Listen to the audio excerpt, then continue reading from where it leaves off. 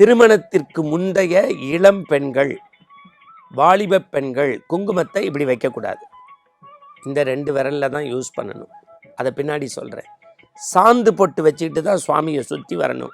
ஏன்னா அவங்கள பார்க்கும்போதே ஆகா இன்னும் திருமணம் ஆகலை, நம்முடைய உறவினருக்கோ நமக்கு வேண்டிய நண்பர்களின் பிள்ளைகளுக்கோ இவளை பேசலாம், காரணம் படித்தவள், பண்புடையவள், மூக்கு முழியுமா இருக்கா அப்படின்னு அடையாளங்களோடு பார்க்கின்ற போது அடையாள சின்னம் இந்த சாந்து பொட்டு. அதே பொன் அம்பாள் கோவில் கொடுக்கக்கூடிய குங்குமத்தை இந்த 2 விரல்ல இப்படி பூசணும். விரைவில் திருமங்கல்ய தாரணம் நடைபெறணும்னு. அதே பெண் திருமணத்திற்கு பிறகு பொட்டை இப்படி வைக்கணும், குங்குமத்தை. ஏன்னா என் தாயும் தந்தையும் கற்போடு வளர்த்துருக்காங்கன்னு. அதே பெண்ணு திருமணத்துக்கு பிறகு இங்கே ஒரு குங்குமம். ஏன்? தன் கணவன் அக்னி சாட்சியாக கட்டிய இந்த திருமங்கல்யம் உடம்பில் இருக்க வேண்டும்னு இங்கே.